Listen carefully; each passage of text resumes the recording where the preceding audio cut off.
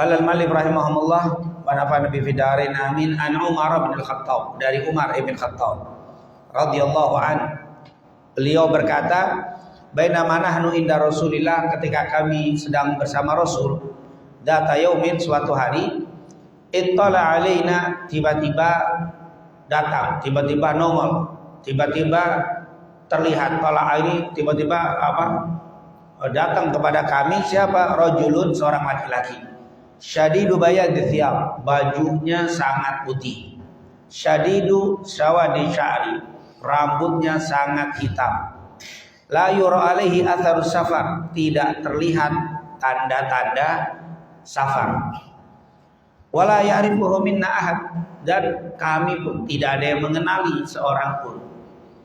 Hatta jalasa ilan nabi, orang itu terus maju ke depan di majelis kami sampai duduk dekat Nabi Muhammad.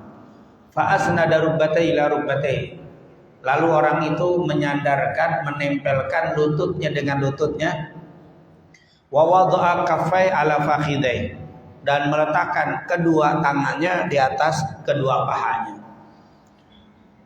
Faqala, lalu orang itu berkata, ya Muhammad akhbirni anil Islam, wahai Nabi, beritakan kepada kami tentang Islam.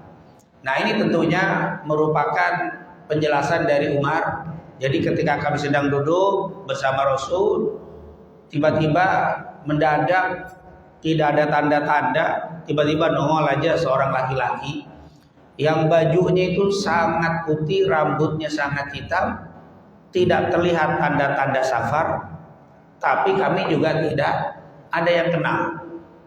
Dan uniknya orang ini begitu berani maju sampai duduk di depan Rasulullah, sampai menempelkan lututnya dengan lutut Nabi Muhammad SAW dan meletakkan kedua tangannya di atas kedua pahanya.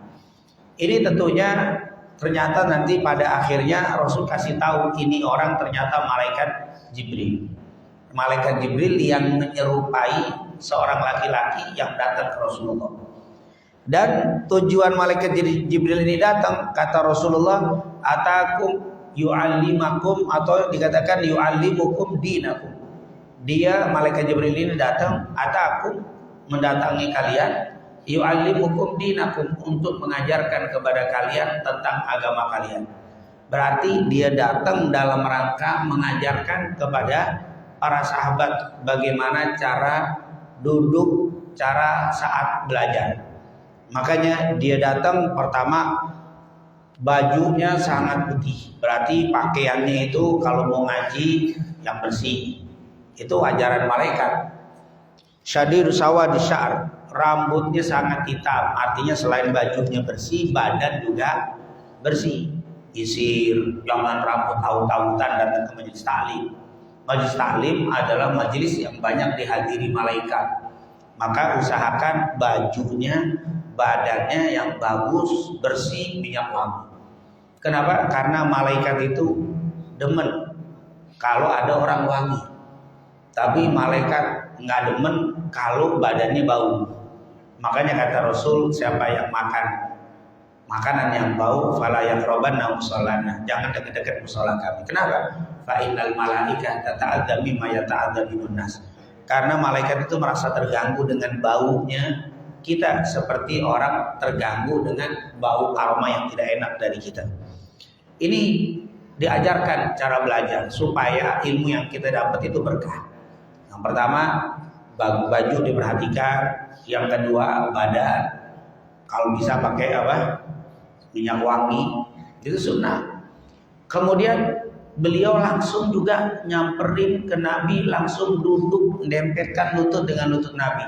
Berarti mengajarkan adab tata cara duduk. Dia duduk, tangannya ditaruh di kedua paha. Wah, duduknya rapi banget. Mau taklim. Jadi jangan duduk sembarangan kalau mau berkah di dalam taklim kita.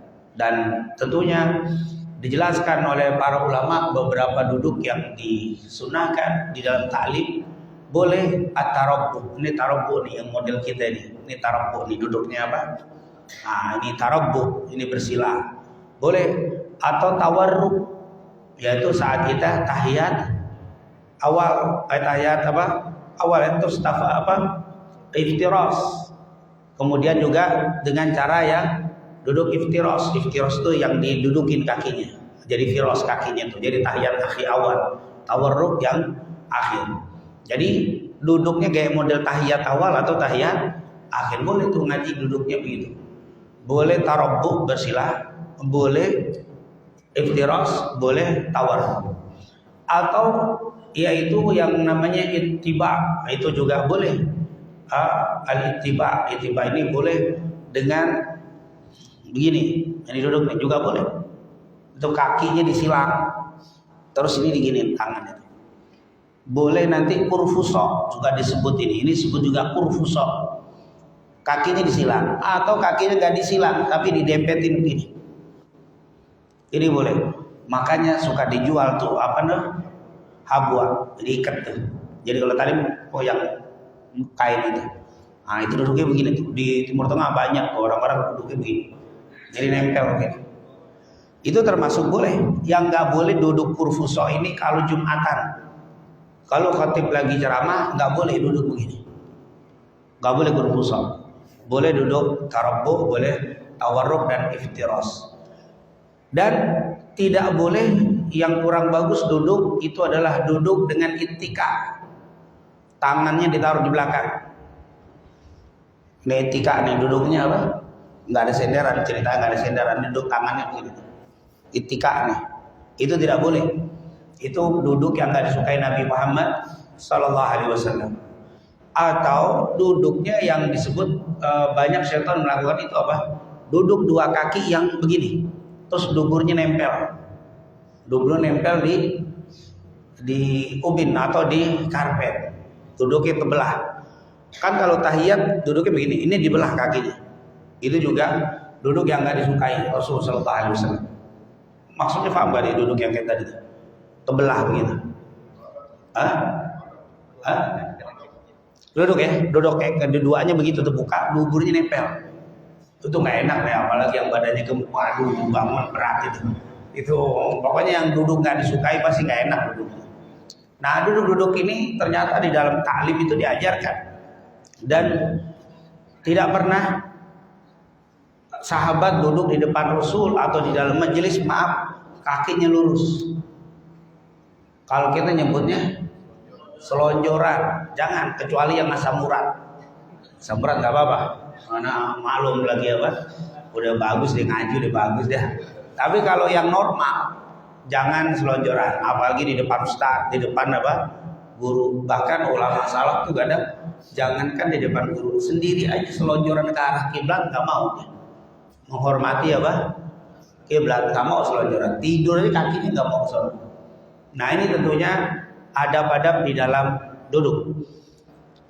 Dan nanti akan panjang lebar dibahas di seluar hadis ini ada beberapa adab seperti kalau kita baca surat Al-Mujadalah atau Al-Mujadilah ayat 11, ya ayyuhalladzina amanu idza qila lakum tafassahu fil majalis fafsahu yafsahillahu lakum wa idza qila syuju fanshuju yarfa'illahu alladzina amanu minkum walladzina utul ilma darajat. Itu ketika membahas surat Al-Mujadilah, Mujadalah ayat 11 itu banyak membahas tentang bagaimana duduk di dalam majlis. Kayak orang-orang yang beriman apabila dikatakan kepada kalian berlapang-lapanglah di dalam majlis, fafsahu, berlapang-lapanglah di dalam majlis itu. Yafsahillahu lakum, Allah akan lapangkan untuk kalian. Wa idza qila syuju fanshuju. Kalau dibilang berdiri, berdirilah. Yarfa'illahu alladzina amanu minkum walladzina utul ilma darajat. Allah akan meninggikan orang yang beriman dan menuntut ilmu, atau yang memiliki ilmu, atau yang belajar dan mengajar. Intinya ketinggian orang yang menuntut ilmu akan dikasih, tapi diawali dengan masalah duduk. Wa idza ya ayyuhalladzina amanu idza qila lakum tafassahu. Jadi enggak tiba-tiba yarfa'illahu alladzina amanu minkum, tapi diawali dengan duduk. Apabila disuruh berlapang-lapang, berlapang. Kalau disuruh berdiri, berdiri. Artinya ilmu itu akan berkah kalau diawali dengan cara duduk yang baik, dengan cara yang bagus. Jangankan taklim, khutbah Jumat, kita itu akan dapat kemuliaan khutbah Jumat dengernya kalau kita nggak melangkahi pundak-pundak saudara kita. Tapi kalau melangkahi khutbah Jumat itu malah nggak menjadi istimewa. Kenapa? datang belakangan, maksain ke depan, geser-geser orang sampai ngelangkahin budak orang, itu akan hilang itu kemuliaan khutbah Jumat. Jadi ternyata menuntut ilmu akan berkah kalau diawali dengan adab, yaitu mulai dari apa? Duduk. Maka selain pakaian yang rapi, wangi badannya, tadi diibaratkan dengan rambut yang putih, yang hitam sekali disisir, dan juga cara duduk ini diperhatikan di dalam menuntut ilmu agar mendapatkan keberkahan. Ini ajaran malaikat Jibril dalam rangka menuntut ilmu. Ja'akum Jibril yu'allimukum dinakum. Itu Jibril yang ngajarin bagaimana cara mempelajari agama. Lain kalau antum belajar matematika, bahasa Inggris, ekonomi, mau duduk di atas meja juga nggak ada urusan, nggak ada adab, nggak ada, itu nggak ada benar. Karena ini yu'allimukum dinakum, agama, urusan agama itu ada adab. Antum kita lihat itu, ada mahasiswa kurang ajar banget sama dosen, pinter-pinter aja, tapi ilmu matematik, ilmu kimia, ilmu ini. Tapi kalau untuk agama enggak. Ketika kita tidak beradab dan berakhlak dengan guru, itu nuziat al-barakah, akan dicabut berkah daripada ilmu tadi. Subhanallah, insyaallah Allah berikan kepada kita keberkahan ilmu kita, amin ya rabbal. Setelah rapi duduk, dia bicara. Ini orang ini, ya Muhammad akhbirni anil Islam. Hai Muhammad, beritahukan kepadaku tentang Islam. Kok malaikat Jibril manggilnya ya Muhammad? Allah saja nggak pernah manggil apa? Ya Muhammad. Allah manggil Rasul, ya ayyuhar Rasul, balligh ma unzila ilaika min rabbik.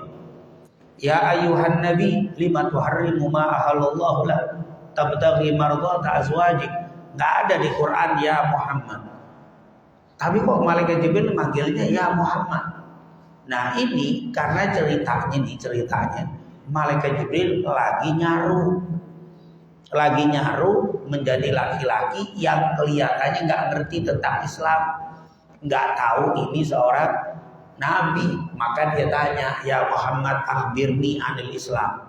Seakan-akan dia ini orang yang apa? Belum ngerti apa-apa. Makanya nanya Islam, iman, ihsan. Dia nggak mendudukan dirinya sebagai malaikat. Jadi kalau dia datang tiba-tiba, ya Rasulullah akhbirni, sahabat tahu, wah ini sih orang dekat nih, manggilnya ya Rasulullah.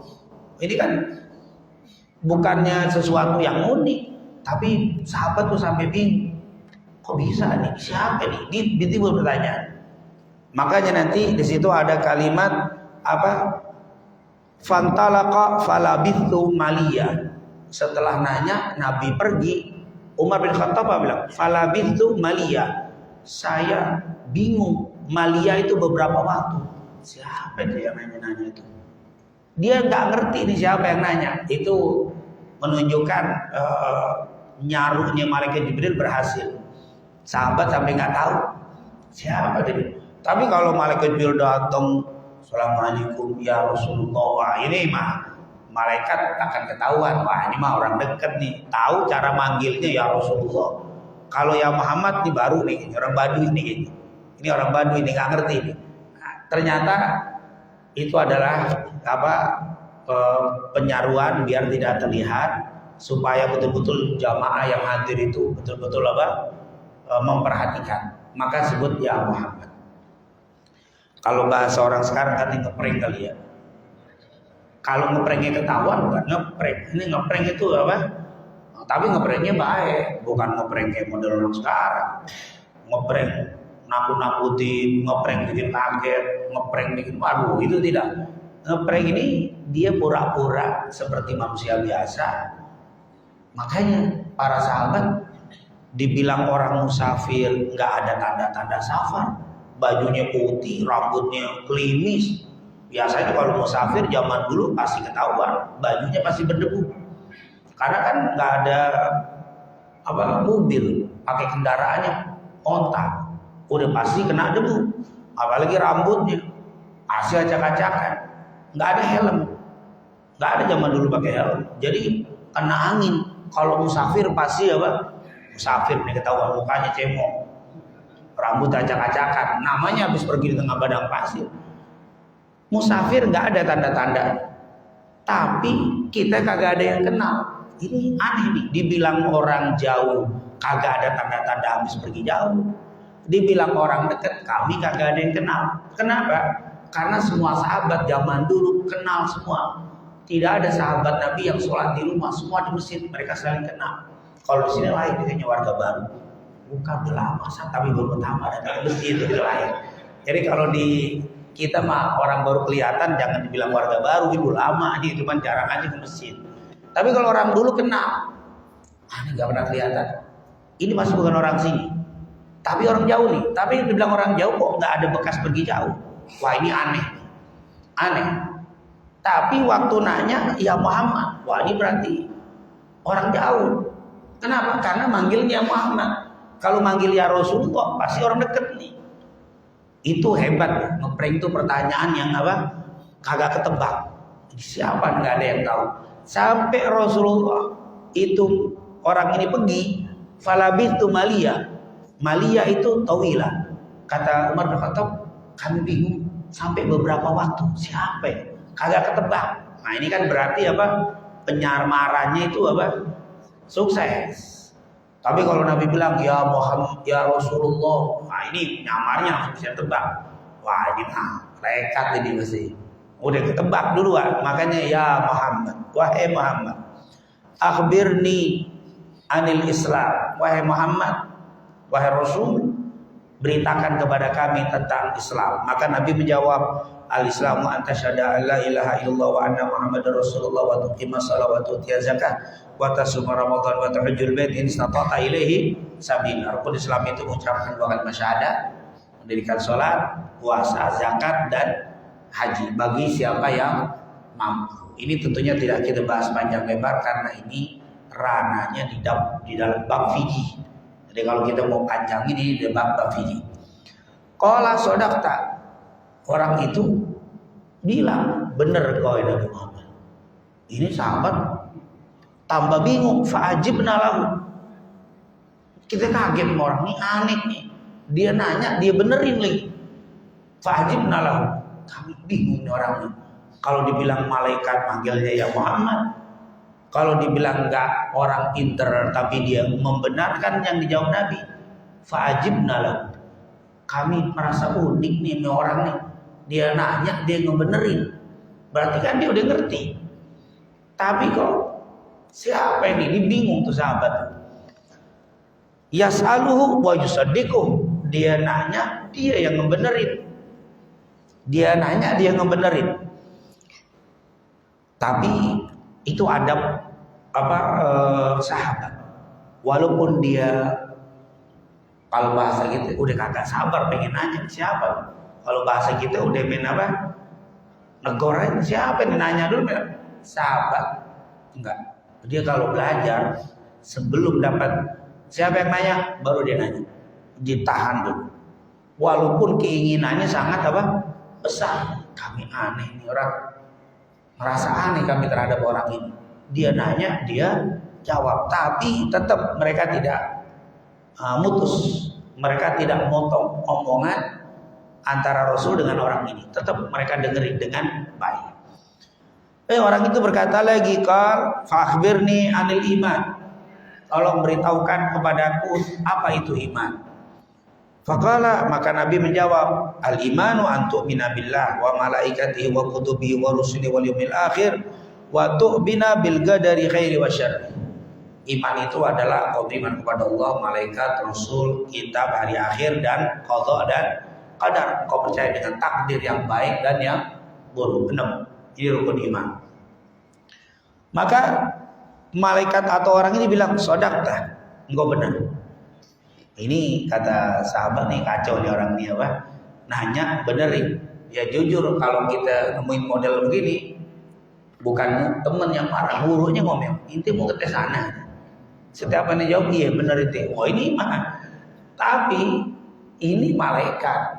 Rasulullah SAW menjawab itu dan dibenarkan. Artinya apa? Untuk mentauhid. apa yang diucapkan Nabi itu benar. Kalau malaikat itu diem, sebenarnya juga itu pembenaran. Tapi kalau diucapkan lebih menguatkan. Makanya, misalkan saya menceritakan, menurut Imam Syafi'i, misalkan, menurut Imam Syafi'i, membaca amin itu merupakan sunnah waktu sholat, baca Fatihah. Waladhdallin, amin, sunnah. Misalkan, atau lebih gampang, membaca bismillah, baca Fatihah saat baca bismillah itu merupakan salah satu rukun. Kenapa? Karena bismillah bagian dari surah Al-Fatihah. Dan menurut Imam Abu Hanifah, dia nggak harus baca bismillah. Karena bismillah bukan bagian dari surat Fatihah. Ketika dia diem atau ketika kita diem menyampaikan satu pendapat ulama, berarti kita setuju. Maka diemnya itu sudah dianggap setuju. Tapi kalau saya bilang tapi yang kuat adalah pendapat Imam Syafi'i, nah itu lebih lebih setuju lagi. Ini seandainya Jibril gak bilang sodakta, itu udah membenerin Nabi. Tapi bilang sodakta, itu lebih membenarkan Nabi Muhammad Shallallahu Alaihi Wasallam. Kemudian dikatakan di sini, sodakta, engkau benar wahai Rasul Sallallahu Alaihi Wasallam. Terus dia nanya lagi, fa akhbirni anil ihsan, tolong beritahukan kepada saya ya Rasul, apa itu ihsan? Qal anta abudallaha ka'annaka tarahu fa illam takun tarahu fa innahu yaraka. Engkau beribadah kepada Allah seakan-akan engkau melihatnya. Jika engkau tidak melihatnya, sungguh Allah melihatmu. Itu adalah ihsan. Orang ini bilang lagi, dia bilang apa? Fa akhbirni anisa'ah. Nanya lagi, beritahukan kepadaku tentang hari kiamat. Qal, Rasulullah menjawab, mal mas'ulu anha bi'a'lama minasa'il. Yang ditanya tidak lebih tahu daripada yang bertanya. Artinya kalau hari kiamat yang ditanya nggak tahu, begitu juga yang bertanya nggak tahu. Kita sama-sama tidak tahu. Lalu orang itu mengatakan, fa akhbirni an amaratiha. Kalau gitu kasih tahu saya tanda-tandanya. Amarah alama. Kalau begitu tanda-tanda hari kiamatnya dah. Kalau kau tidak tahu. Maka Rasulullah menjawab, antali dal amatu rabbataha, akan banyak budak perempuan melahirkan tuannya. Akan banyak budak melahirkan tuannya. Wa antaral hufatal urata al'alata ri'asyah yatatawaluna fil bunyan, dan kau akan melihat banyak orang-orang yang bertelanjang kaki. Artinya tidak pakai sendal, tidak pakai baju, maksudnya ini orang kampung. Orang Baduy, orang kampung, ria'an nas, apa dikatakan di situ? Dia ini ri'asyah, yang mengembala kambing. Nanti orang-orang kan pengembala kan pakai anak segini doang, nggak pakai baju, nyeker, pengembala. Engkau akan melihat para pengembala yang tidak pakai baju, tidak pakai sendal itu, yang tatawaluna fil bunyan, akan berlomba-lomba meninggikan bangunan. Ya tatawalu, berlomba-lomba meninggikan apa? Bangunan. Setelah nanya begitu, summan talaqa, kemudian dia pergi. Nah ini tentunya pertanyaan-pertanyaan ini saya tidak bahas panjang, karena memang sekali lagi ini hadis kalau kita bahas mestinya hadis ini saja tentang adab sebelum belajar, baik duduk, pakaian dan bertanya, itu sudah bab tersendiri. Bagaimana tata cara bertanya, bagaimana tata cara duduk, bagaimana tata cara berpakaian saat kita ta'lim. Yang kedua, pertanyaan tentang Islam. Setelah Islam iman, setelah iman ihsan, setelah ihsan tentang kiamat. Ini materi tersendiri tentang rukun iman, Islam, ihsan dan hari kiamat. Ini pelajaran satu. Ya hitungannya bisa 3 bulan urusan apa? Bab ini saja. Islam, kalau orang pertanyaan pertama Islam, berarti standarnya itu Islam. Kalau orang Islam udah bagus, naik menjadi ihsan, menjadi iman. Kalau iman yang sudah bagus menjadi ihsan. Maka tingkatan di dalam ibadah, tingkatan orang Islam itu ada Islam, iman, ihsan. Kalau bahasa sekarang muslim, mukmin, muhsin. Syariat, hakikat, ma'rifat. Itu hitungannya apa? Tingkatan dari sini. Syariat, hakikat, ma'rifat. Tidak mungkin orang dapat makom hakikat tanpa syariat. Tidak mungkin orang dapat makom ma'rifah tanpa hakikat. Jadi harusnya jalanin syariat dengan baik. Nanti naik menjadi apa? Hakikat. Hakikat baik nanti menjadi ma'rifat. Oh, kalau tingkatan ma'rifat itu ibadahnya kayak melihat Allah, itu tingkatan paling tinggi. Tingkatan kedua, dia nggak merasa melihat Allah, tapi selalu merasa dilihatin Allah. Itu alisan anta'budallah ka'annaka tarahu. Itu tingkatan pertama. Yang kedua, fa illam takun tarahu fa innahu yara. Jadi ihsan itu ada dua tingkatan. Ini tingkatan kalau kata orang sekarang ilmu-ilmu apa? Tasawuf ini ilmu-ilmu yang kita nggak usah dah, yang ada malah buyeng kita. Magomnya itu agak apa? Syariat, hakikat, ma'rifat. Kita tidak mungkin dapat tingkatan tinggi sebelum syariatnya apa? Bagus. Syariat itu yang dohir, itu syariat. Kalau udah naik tingkatannya iman, mukmin, itu tingkatannya udah nggak kelihatan. Iman sesuatu yang nggak kelihatan. Ibadah orang ini di masjid sama di rumahnya sama, di depan orang sama nggak ada orang ibadahnya sama. Nah ini mulai nih tingkatan mukmin nih, udah tingkatan iman. Tapi kalau di masjid ibadahnya masya Allah, di rumah ogah ibadah, itu baru Islam. Karena baru yang dohir-dohirnya doang. Kalau ada orang sholat di masjid, Allah, di rumah itu beda. Itu berarti tingkatan baru muslim tuh, baru yang dohir doang muslim itu. Tapi ibadah juga di rumah ibadah, cuman kualitasnya beda sama di depan orang, itu baru muslim. Kalau kualitasnya sama, itu sama mukmin udah. Iman ada orang nggak ada orang, karena udah mainnya iman. Iman itu yang nggak kelihatan, iman kepada Allah, malaikat, rasul, takdir, kiamat, itu babnya udah nggak kelihatan. Tingkatan udah batin. Kalau muslim tingkatan baru dohir. Tapi kalau muhsin, wah muhsin itu udah. Itu muhsin. Gimana sih kalau orang itu merasa diawasi sama Allah, merasa ibadah di depan ada Allah, wah itu mau sholat aja bisa gemeter, bisa nangis, itu udah tingkatan apa? Tingkatan muhsin. Kalau kita nangis juga cuma lagi ada masalah. Ketika kita ada masalah ibadah tuh nangis doang, itu ada masalah. Bukan karena kita ma'rifah, tapi karena apa? Masalah belum beres-beres. Ya Allah, wah itu. Nah ini beda. Ini adalah tingkatan muhsin.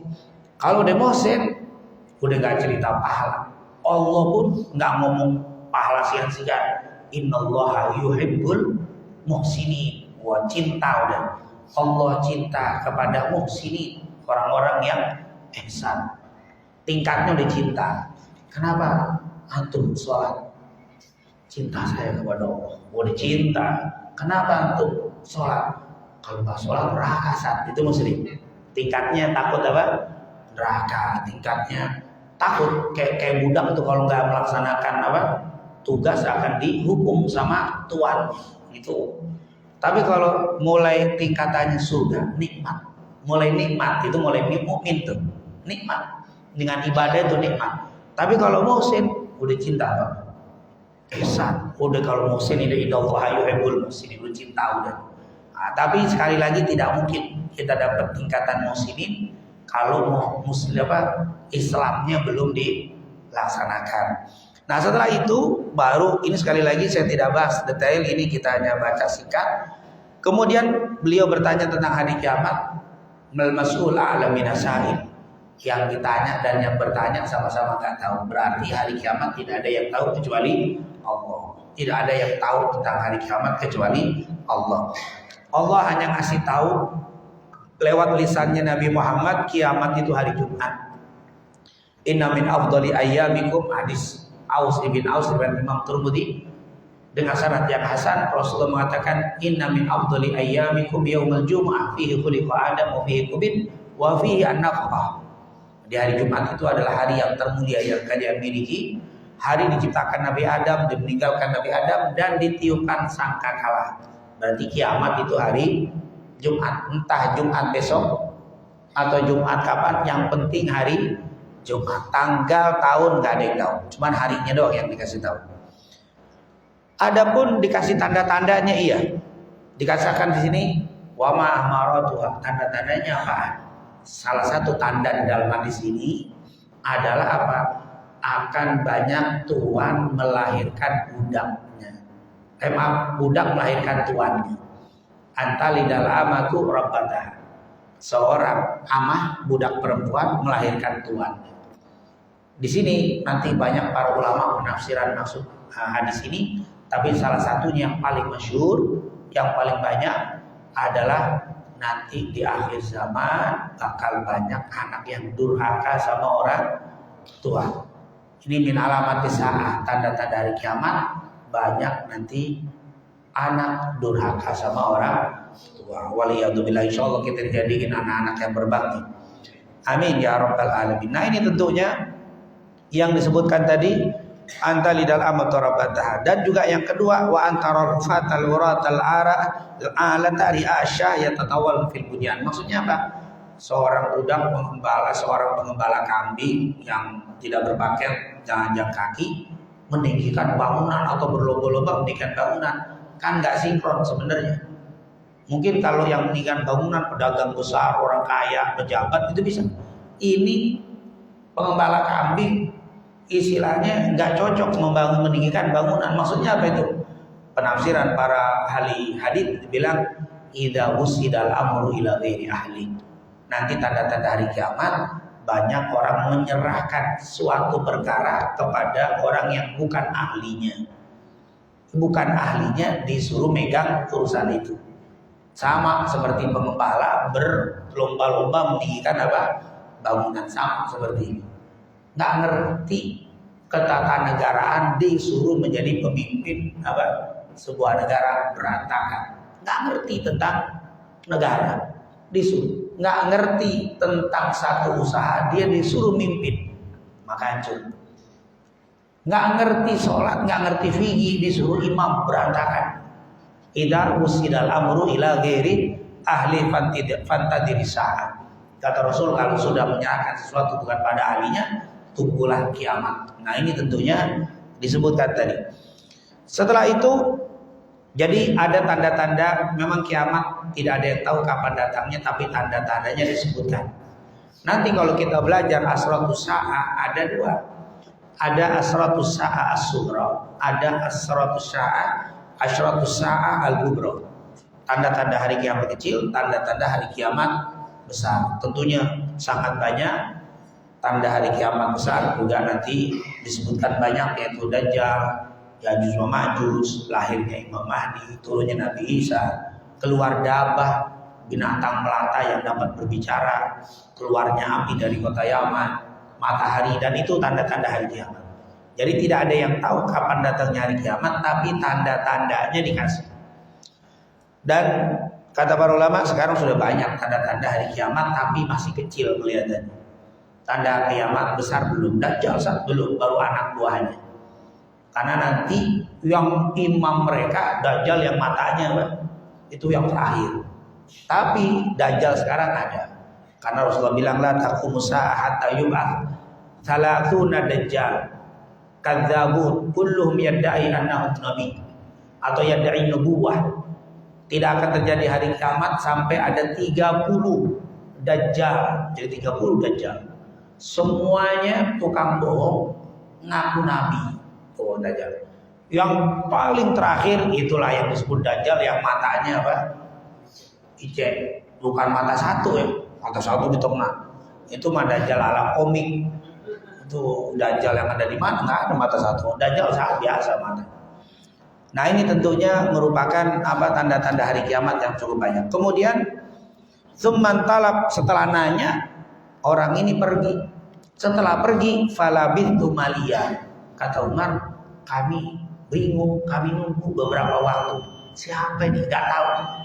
Tsumma qala li, lalu Rasulullah berkata kepada Umar, "Ya Umar, atadri man sa'il, Umar, tahu enggak kamu siapa yang nanya barusan?" Maka Umar berkata, "Allah wa rasuluhu a'lam." Allah dan Rasulnya yang lebih tahu. Rasulullah mengatakan, "Innahu Jibril." Yang datang itu barusan malaikat Jibril. Atakum yu'allimukum amra dinikum. Dia datang kepada kalian mengajarkan urusan agama kalian. Ini menunjukkan bahwa seorang guru tidak boleh membiarkan muridnya pergi dari majelisnya sementara masih ada pertanyaan yang belum bisa dijawab. Nabi nggak mau tuh bubar majelis, Umar masih nanya-nanya siapa yang tadi, terus nggak mau tuh. Maka kita seorang ustadz, seorang kiai, jangan membiarkan orang itu keluar dari majelis kita masih ada pertanyaan yang mengganjal, harus selesai keluar dari majelis supaya nggak liar ini jadi pemahaman.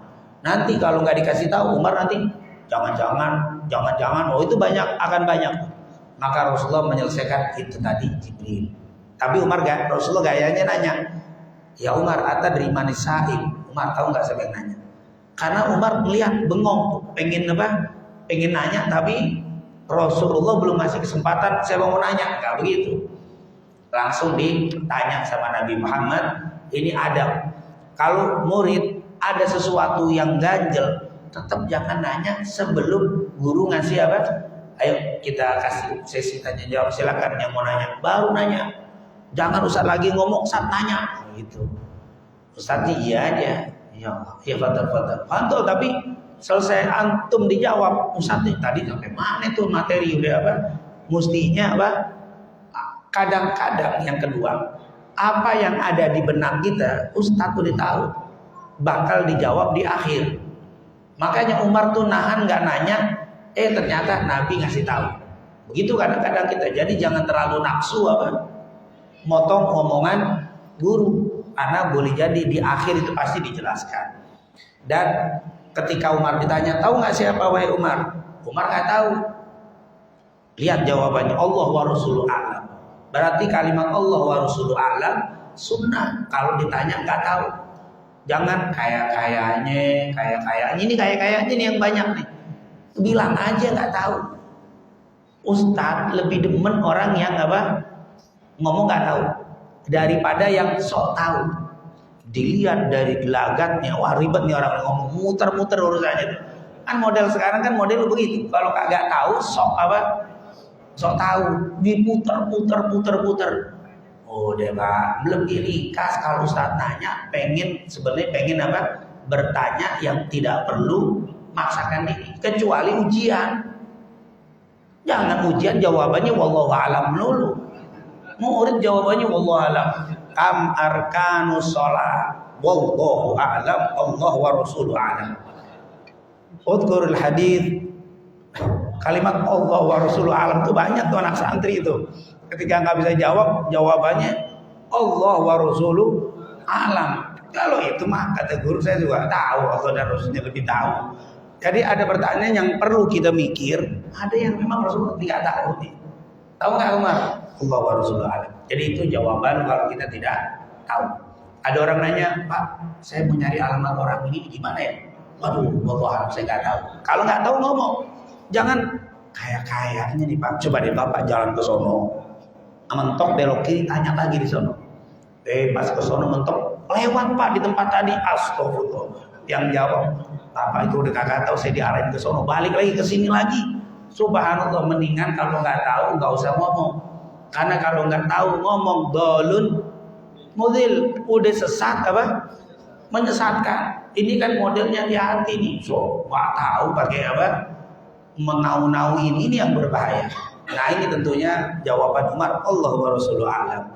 Maka Nabi bilang, ja'akum Jibril, yang datang barusan tuh Jibril, yu'allimukum, dia datang mengajarkan kepada kalian amra dinikum, urusan agama kalian. Subhanallah. Ternyata di dalam bertanya kadang-kadang ada yang hadir itu, ada orang boleh nih saya ngerti sebenarnya di majelis ini, ada ustaz ngajar, tapi saya lihat ada beberapa orang yang tidak ngerti bab ini. Saya tanya sama guru biar diterangin, biar guru itu menerangkan kepada yang hadir. Kenapa? Karena kalau saya yang ngomong, kan saya bukan ustaz, nggak diterima. Tapi kalau guru saya yang ngomong, jamaah dengar. Boleh itu lewat apa? Jadi bukan ngetes, tapi memberikan info lewat lisan apa? Nabi. Kalau Jibril ngomong, tahu, cuman nggak bakal terima. Siapa ente ngomong begitu? Kalau Nabi yang ngomong diterima, maka dilewatkan ke Nabi. Nabi menyampaikan, dan ini merupakan salah satu metode di dalam bertanya. Kita yang bertanya nggak mesti belum tahu. Boleh jadi yang sudah kita tahu, tanyakan demi untuk menyebarkan ilmu kepada yang lainnya. Semoga apa yang kita pelajari ini mendapatkan keberkahan dan keridhaan dari Allah Subhanahu wa taala, dan semoga Allah selalu memberikan ilmu yang manfaat kepada kita, manfaat untuk kebaikan dunia wal akhirah kita. Amin. Amin ya rabbal alamin. Rabbana taqabbal minna innaka antas samiul alim wa tub alaina innaka antat tawwabur rahim.